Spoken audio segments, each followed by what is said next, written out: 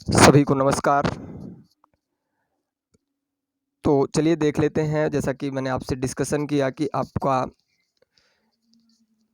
अब आने वाला जो 17 यानी 17 अप्रैल है, वहाँ से आपका लॉकडाउन 4 स्टार्ट हो रहा है। बहुत से स्टूडेंट्स के दिमाग में ये सवाल चल रहा है कि जो एमपी गवर्नमेंट ने या एमपीबी ने, प्रोफेशनल एग्जामिनेशन बोर्ड ने जो कैलेंडर जारी किया है, पहला सवाल तो उसमें कांस्टेबल और एसआई की कहीं पर जिक्र नहीं किया गया, ये है।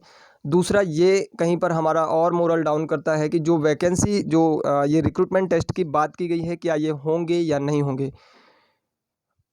तो ठीक है, इसको हम एक बार देख लेते हैं कि जो आपके रिक्रूटमेंट टेस्ट में, जैसे जो संविदा वालों ने, जिन लोगों ने एग्ज़ाम जो फॉर्म ऑलरेडी फिल कर चुके हैं, उनके दिमाग में भी ये सवाल है कि क्या एग्ज़ाम होगा, होगा तो उसकी डेट कब है।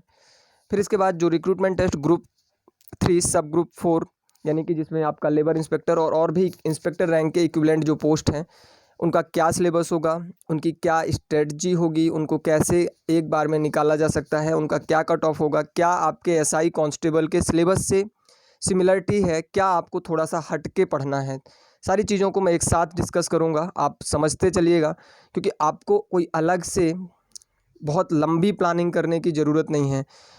वैकेंसी, अब जैसे ये एग्ज़ाम है जो आपका सभी लोगों ने देखा होगा कि ग्रुप 4 सब ग्रुप 4 में ये है, ग्रुप 2 सब ग्रुप 4, सॉरी, ग्रुप 2 सब ग्रुप 4, जिसका एग्ज़ाम का जो टाइम है, डेट वो दिया है 5 से 8 सितंबर 2020। और उसके बाद जस्ट आप देख सकते हैं, primary school teacher eligibility test 2020 19 सितंबर 2020 से स्टार्ट होगा। अब बात यह है कि आपका एग्ज़ाम, बहुत से लोगों का है कि इसको हम कैसे मान लें कि ये होगा भी या नहीं होगा, क्योंकि हमारा जो विश्वास है ऑलरेडी, जो 2017 का कैलेंडर था जिसमें एसआई की वैकेंसी, कांस्टेबल की वैकेंसी दी हुई थी और वो कैंसिल हो गया था। तो देखिए, हमेशा अपने आप को हर टाइम पर अगर नेगेटिव लेकर चलेंगे तो शायद सक्सेस नहीं हो पाएंगे। हमें ये सोचना है कि अगर यूपीएससी जैसा एग्ज़ाम जिसकी वैकेंसी हर साल आना, जिसका एग्ज़ाम टाइम पर होना, वो अगर डिले हो रहा है तो समस्या तो ऑलरेडी हमारे सामने है। और हम उसको देखते हुए ये भी नहीं कह सकते, सभी एग्ज़ाम जो हैं, चाहे आपके engineering, IIT, NEET, PMT, 12th class, 10th class, सभी एग्ज़ाम अभी क्या हैं, डिले हो रहे हैं। लेकिन आपके सामने अगर जो चीज़ है कि ये हो सकता है एग्ज़ाम इस डेट में, तो आपको सोचना ये है कि मैं कैसे तैयारी करूँ। फिर आप एसआई और कांस्टेबल की तैयारी कर रहे हैं, तो आपको ये भी देखना है कि उसके सिलेबस में और इसके सिलेबस में सिमिलरिटीज़ क्या हैं, क्या थोड़ा सा मुझे अपनी स्ट्रेटजी को बदलाव करना है, ताकि अगर अगर ये एग्ज़ाम आता है, जैसे जब लास्ट टाइम जब पेपर हुआ था, कॉमर्स डिपार्टमेंट के लिए था, only commerce student can apply for that exam. उसमें से मुश्किल से 20 दिन का टाइम मिला था।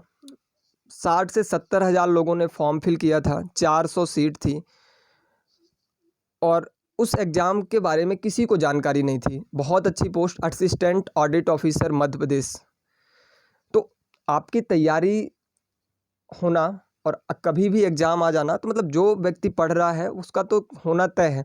तो एक बार मैं इस पर बात कर लेता हूँ कि इसका सिलेबस क्या रहने वाला है। जो संविदा वाले हैं उनका तो ये टाइम देख लिए हैं, उनका ऑलरेडी फॉर्म फिल हो चुका है। दिमाग में सभी की ये है कि सर, ये लेबर इंस्पेक्टर क्या होता है, इसका सिलेबस क्या होता है। तो उसको एक बार हम देख लेते हैं कि यानी कि ये ग्रुप 2 और सब ग्रुप 4 में कौन कौन सी वैकेंसी आती हैं। ग्रुप 2 सब ग्रुप 4 में कौन कौन सी वैकेंसी आती हैं, उसको एक बार हम लोग थोड़ा सा डिस्कस कर लेते हैं।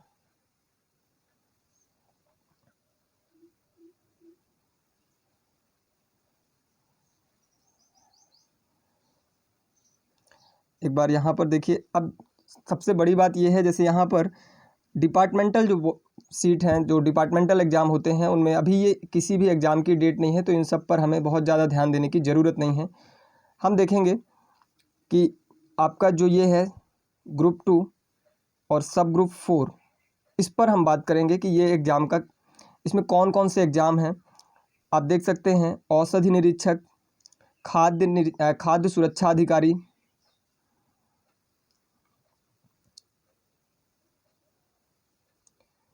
संरक्षक, सहायक प्रोग्रामर, कंप्यूटर, श्रम निरीक्षक यानी लेबर इंस्पेक्टर, श्रम उप निरीक्षक, ये असिस्टेंट लेबर इंस्पेक्टर, फिर ये कनिष्ठ सहायक, बहुत सारे जो आप एक बार इसको देख सकते हैं।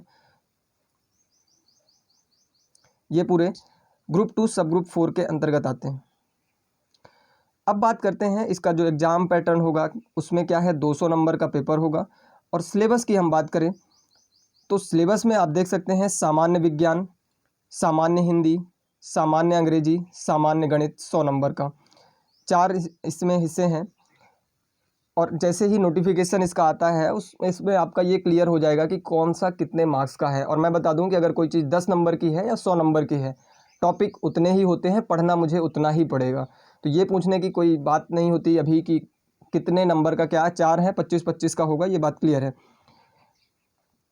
सामान्य विज्ञान कांस्टेबल और एसआई में भी आता है, सामान्य हिंदी आपके सब इंस्पेक्टर में भी आता है, सामान्य अंग्रेजी आपके Madhya Pradesh police sub inspector में आता है, सामान्य गणित आपके Madhya Pradesh police sub inspector में आता है। आपको अलग से कोई भी तैयारी करने की ज़रूरत नहीं है। आप किसी भी एग्ज़ाम को कर रहे हैं, अपनी मेहनत को फिर से एक एनर्जी दीजिए, अपनी प्रिपरेशन को एक बार फिर से एनर्जी दीजिए, क्योंकि आपके सामने एक डेट है। पॉजिटिव ये सोचना है कि अगर इसी डेट पे हो जाता है, सिचुएशन सभी की सभी सिचुएशन नॉर्मल हो जाती हैं, तो कहीं ये मौका आपके हाथ से ना निकले। तो आपने ये देखा कि ये एसआई का ही पूरा पोर्शन है जो आपके पार्ट ए में ये सारी चीज़ें आपसे पूछी जाएंगी। फिर इसके बाद जो 100 नंबर का ये फर्स्ट पार्ट होगा और जो आपका 100 नंबर का सेकंड पार्ट होगा, उसमें आप देख सकते हैं सामान्य ज्ञान एवं अभिरुचि, रीजनिंग, क्या कांस्टेबल और सब इंस्पेक्टर मध्य प्रदेश में नहीं आता? आप इसका जवाब खुद दे सकते हैं। Computer sub inspector Madhya Pradesh में कंप्यूटर के 1 से 2 क्वेश्चन आते हैं। सामान्य तार्किक योग्यता, बस एक चीज़ है जो आपको पढ़ने की ज़रूरत है, जनरल मैनेजमेंट, सामान्य प्रबंधन। तो आपने देखा कि आप अगर इन सब चीज़ों को, इस एग्ज़ाम को, यानी कि ग्रुप 2 सब ग्रुप 4 को टारगेट लेकर चल रहे हैं, तो आपके ये पोर्शन, चाहे आप एसएससी का एग्ज़ाम देने वाले हों, चाहे आप एनटीपीसी रेलवे का एग्ज़ाम देने वाले हों, चाहे आप Madhya Pradesh police sub inspector का एग्ज़ाम देने वाले हों, कांस्टेबल का एग्ज़ाम देने वाले हों, आपका ये पोर्शन तैयार करना कंपलसरी है। फिर इसके बाद बात आती है रीजनिंग, हर जो पार्ट 2 है, रीजनिंग, कंप्यूटर, सामान्य तार्किक योग्यता, और एक जो चीज़ है एक्स्ट्रा उसमें आपको करना है जनरल मैनेजमेंट, सामान्य प्रबंधन। तो 25 नंबर का 25-25 के ये और 25-25 का ये वाला पोर्शन आपका हो गया। तो आप समझ सकते हैं कि कोई भी इतना डिफ़िकल्ट नहीं है, ना ही आपको इतनी ज़्यादा बहुत बड़ी बड़ी नोट्स, बहुत बड़े बड़े स्टडी मटेरियल या बहुत ज़्यादा परेशान होने की ज़रूरत नहीं है।